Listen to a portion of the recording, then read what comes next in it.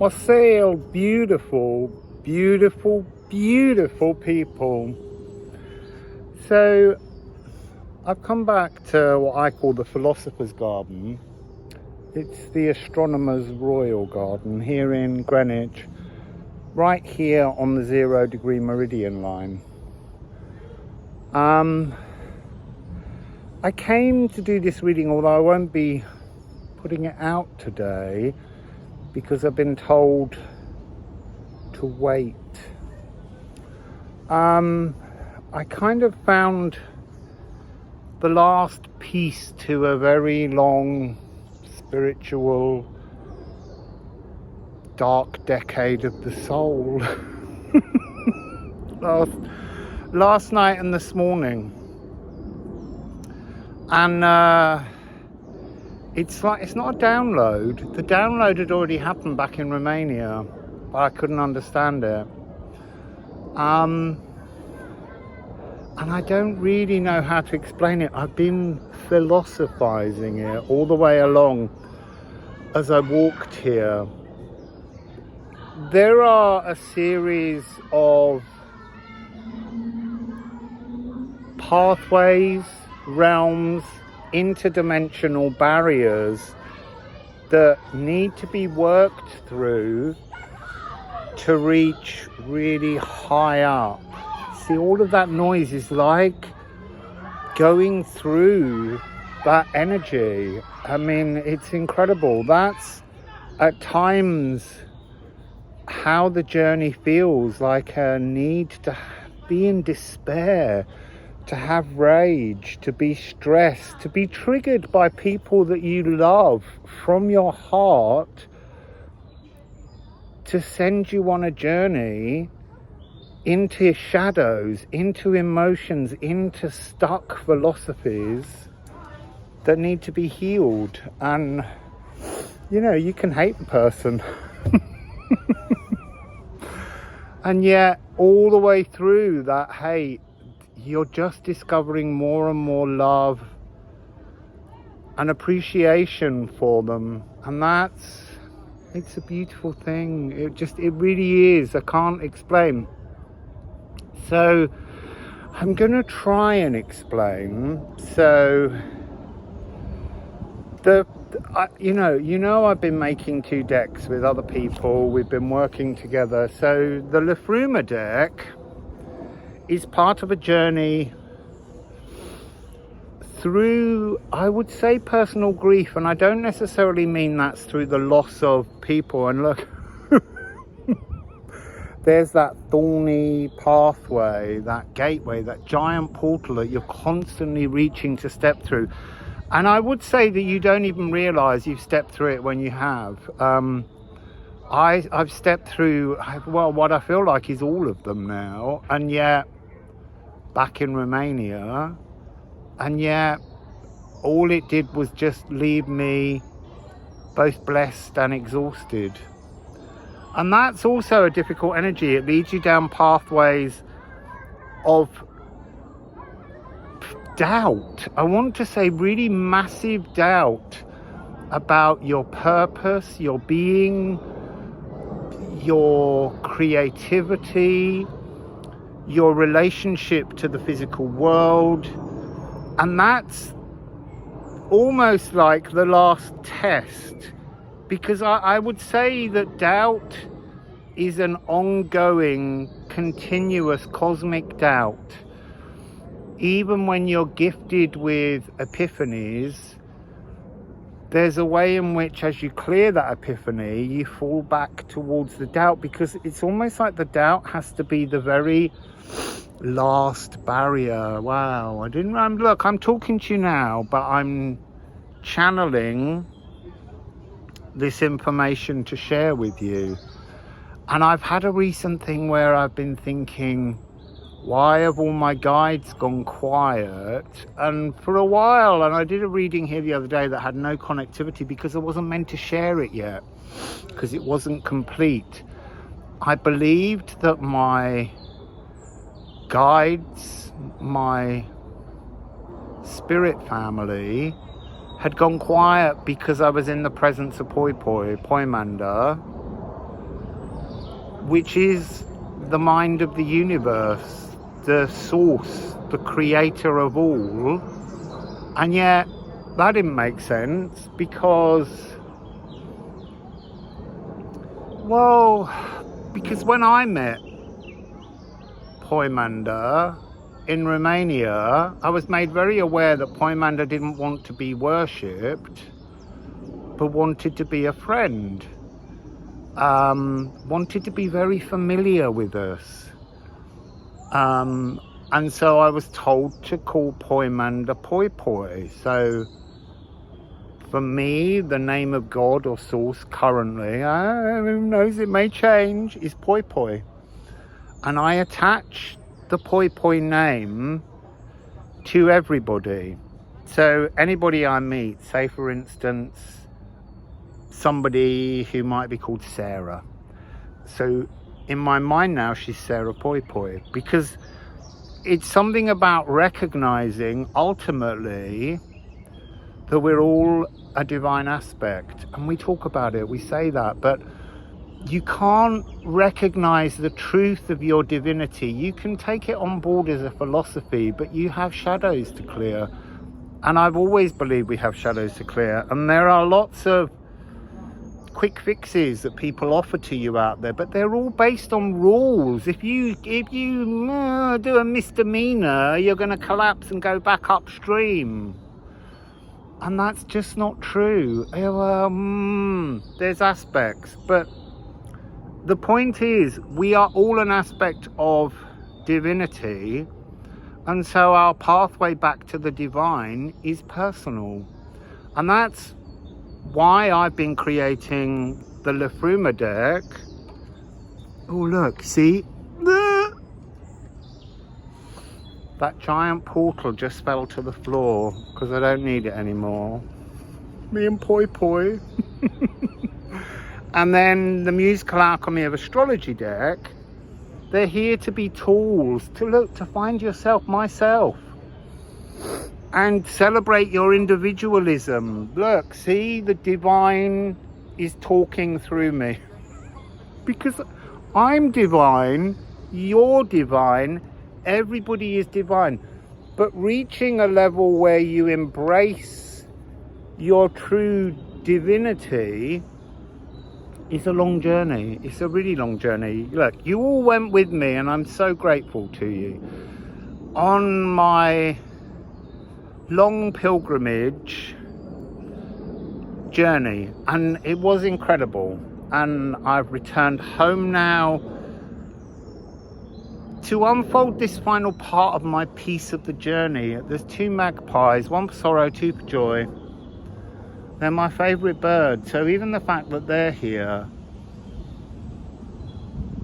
it's just another way in which the signs of the natural world speak to us if we look for them. In the Done, which was the first, before there was the Oracle of Delphi, there was the Oracle of the Done, which I didn't get to go to when I was in Greece, but I'm going to go back.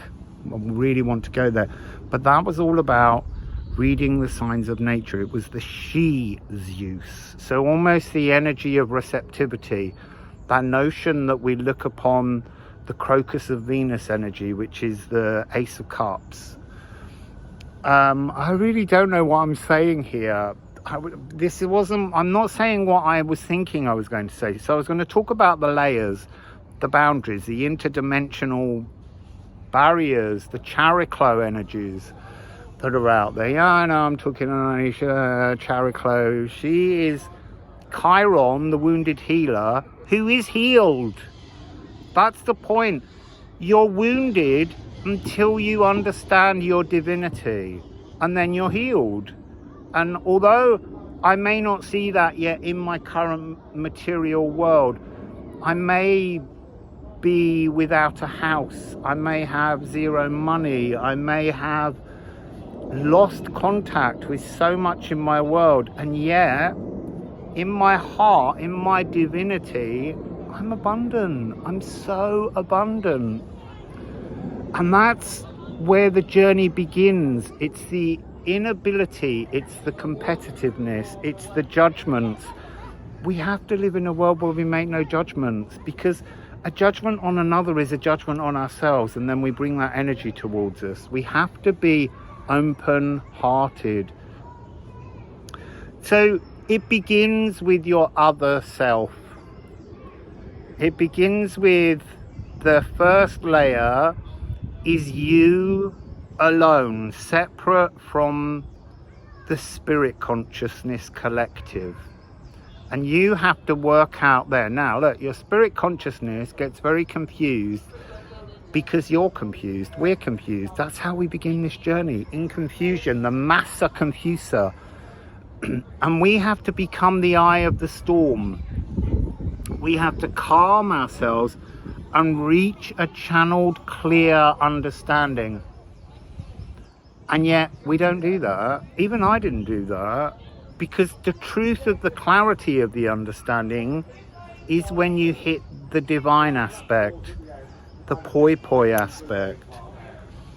But you have to reach out to that. So your higher self is inspiration.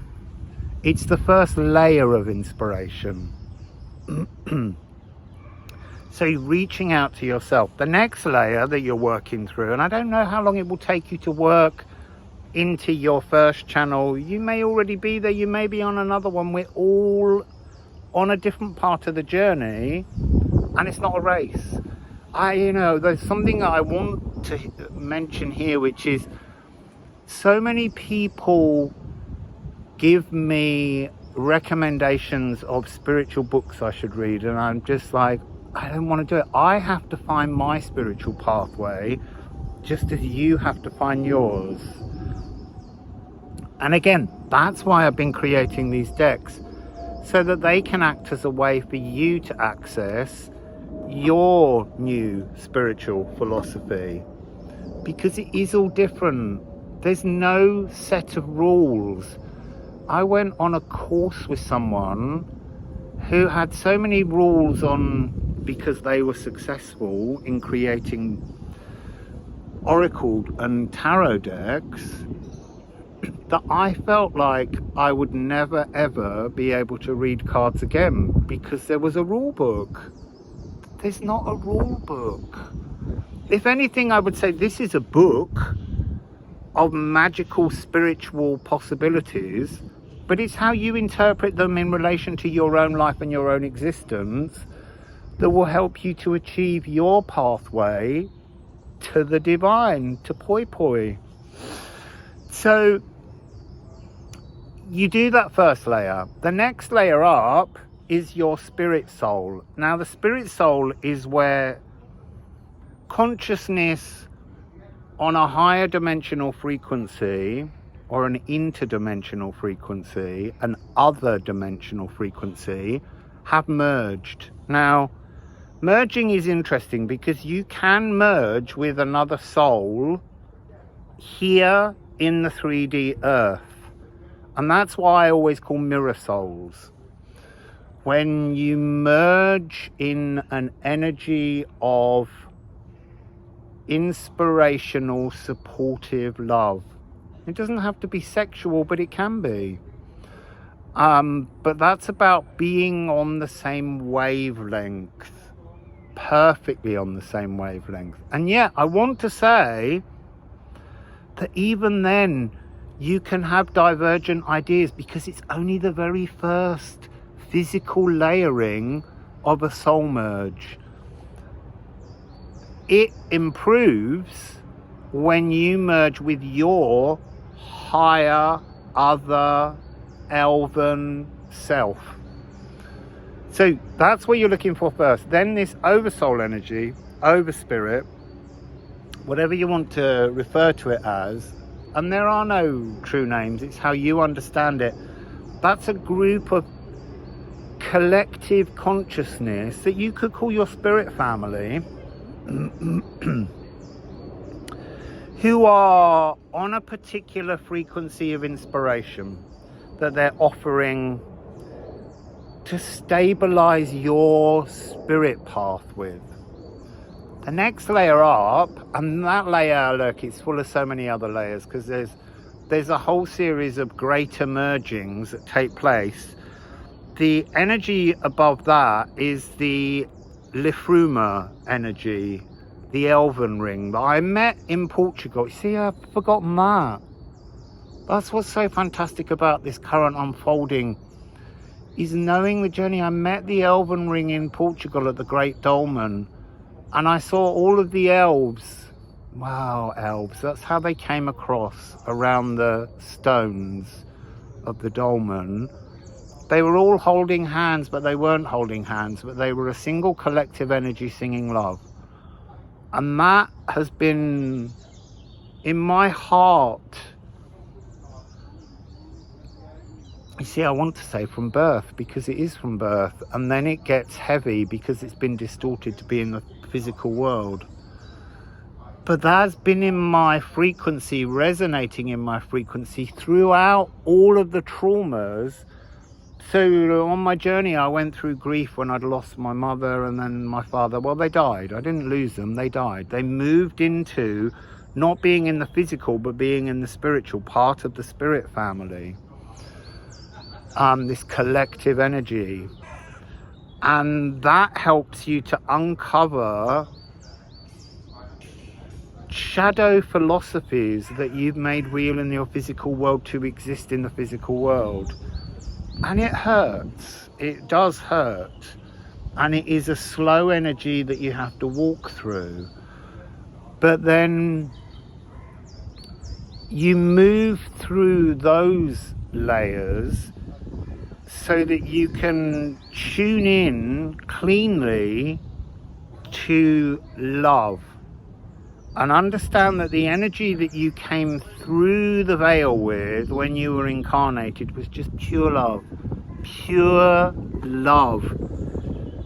And in order for it to wrap itself into every cell in your body, it has to distort to match your ancestral inherited DNA. And all humans carry different codings. And that's why everyone's journey is different.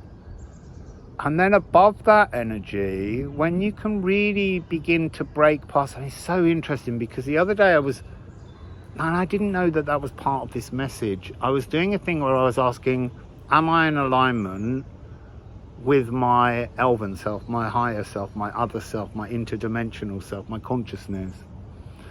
Yes. Am I in alignment with my overspirit family? Yes. Am I in alignment with the elven ring? No. And I was like, what? And then I was like, am I in alignment with Poi-Poi?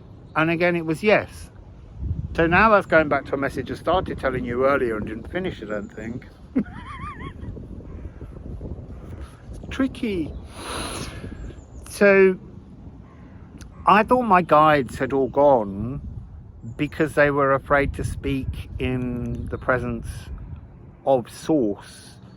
But it wasn't that. It's just that you don't need that energy to speak when you're in the presence of source. Because source is a different frequency, and what source is trying to teach you, teach me, teach anyone, is that we are a divine aspect of source, and that we are an aspect of source. And so the channeling we do is the divinity within us. And then it's not like I don't need all those other energies, the mergings. It's just an energy of reaching a completion point so that you can close a chapter on a part of your life and begin to move divinely through life in receivership of divine gifts. So I'm just gonna mention, obviously, this deck. So look, hang on a minute. This is a musical alchemy of astrology, which is the new deck, which isn't quite yet ready for publication. I mean, Eve noticed the other day that somehow in building the deck, accidentally Gemini has no symbol on it. I don't know where it vanished to, but that's why we have edits, so that we can notice things. And there are areas where some of the words on the cards just need to be made a little clearer. I'm just looking for 2 cards to kind of explain the secrets behind the deck. These are sister decks. They work with each other to help you break through all of the layers to the divine. And you have to reach all of the different layers. So Liffruma's top trump is the pink alien, the elven ring, the Liffruma light, the benefic energy of all the consciousness in the universe at its first step down from being singularly divine. It's the moment where we all began to become separate aspects. And there is this thing of movement forwards and backwards through time, because time doesn't really exist, it's soupy. There is a frequency in which we're moving down from the divine all the way through to begin a journey back to the divine. But those 2 journeys are taking place at the same time. And I often think that I'm currently, this incarnation of me is moving further and further away from the divine to find the divine as far away from the divine as I could possibly go, and to seek an anchor with the divine in that spot. And then this deck, the Musical Alchemy of Astrology, this is Poimanda, this is Poi-Poi, Aqua Regia, this is Dragon's Blood, Polyphony to Unison, all that confusion brought into one single frequency. And that's an acknowledgement that there is a divine frequency in us all. But look, we don't find, it's also showing me this now, the Mona Hieroglyphica, the masterclass in secret knowledge, wisdom, the esoteric. You don't find the divine in the light. It is the light. You find the divine aspect of yourself in the darkness, in the shadows. That is where your power needs to be anchored. And look, you have to go through, I'm not saying a dark decade of the soul. I don't know how long it will take you, but you have to have some kind of patience. Look, there are moments when the divine gives you epiphanies, but epiphanies still need another level of working on. You know, we've been taught to reach up, to pray to the divine, and yet on communing with the divine up that mountain in Romania, when all of the discordancy of life unfolded into this cosmic chord of loving beauty, there was a darkness in that chord. There was something frightening in that chord, something dangerous that you wanted to fall into. Oh, well, I did. I wanted so badly to just go, swallow me up, chord. And because there is this need for us to understand that the mind of the universe, the multiverse, the everything, has to be everything. It can't just be the light. It is the light, but it created the physical darkness, the space where it feels like it doesn't exist. You know, a lot of people would call it the devil energy, but it's in that frequency that you first encounter divinity, even though you may not recognize it.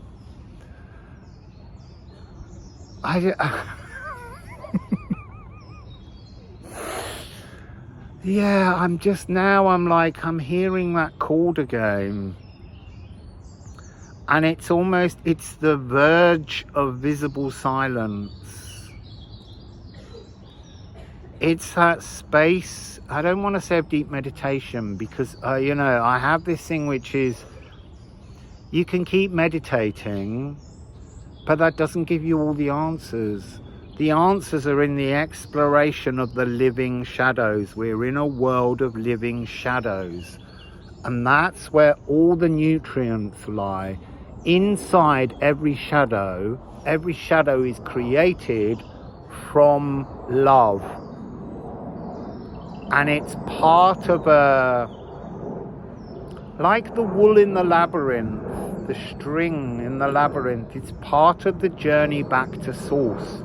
Holding the string, oh, I can hold this string, this is my labyrinthine string, that shows me the way out of the darkness. But I still know darkness, I still know what it looks like.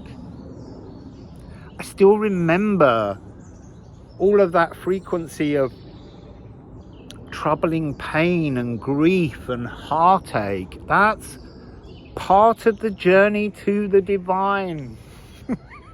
It's how you get loved up. So, yeah, I want to just keep going, love, love, love, love, love. But it's not just love. Love is the Elven ring. That's the first frequency we know how to sing. On our higher cosmic consciousness is love. That's when we come into life, we come in as pure love. And then it has to work its way down. All of those different things, inspiration, darkness, tragedy, all of those things, it weaves its way down and it sits inside us.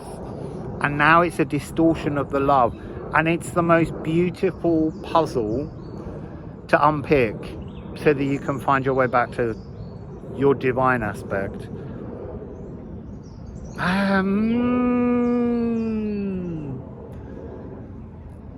And that's the journey. The journey is back to the divine. I don't know where it goes next. I really don't. Well, that's because there's this final thing going on with me, which is co-creation with spirit, co-creation with with Poi-Poi, with the divine.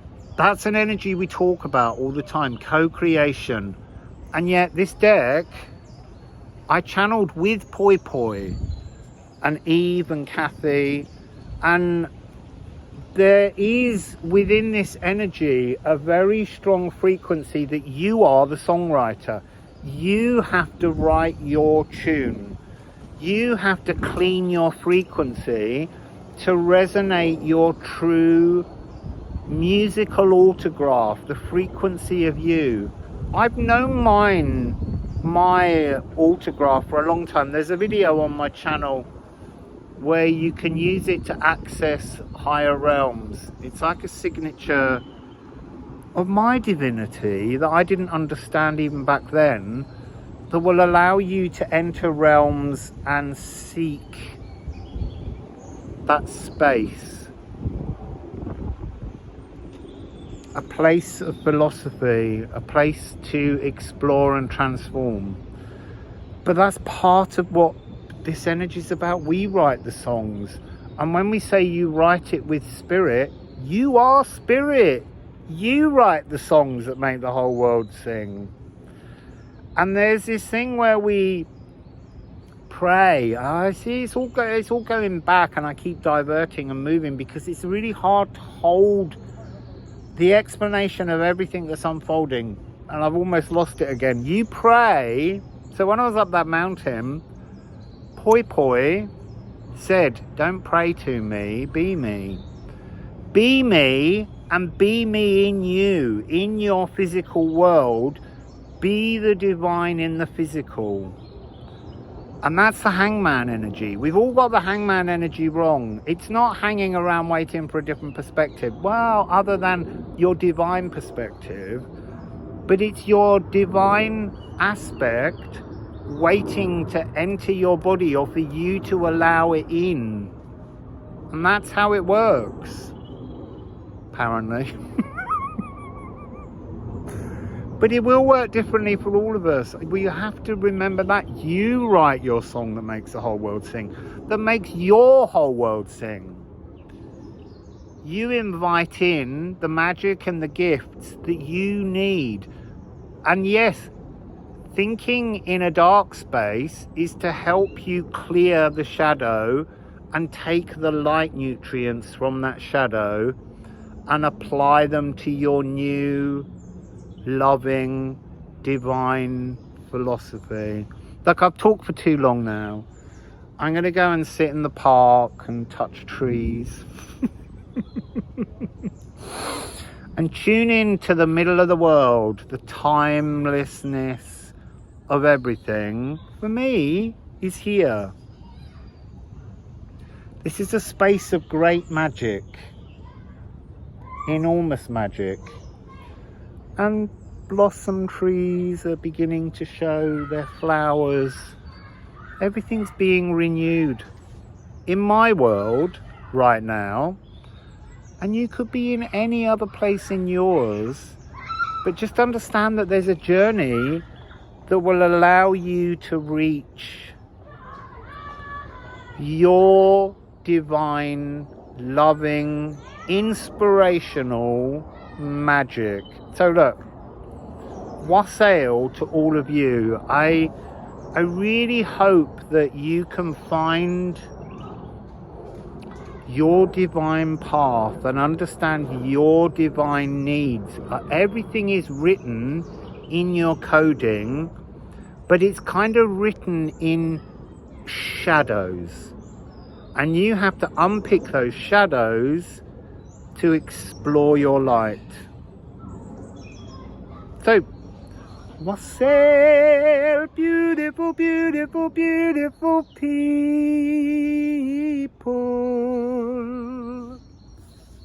Much love.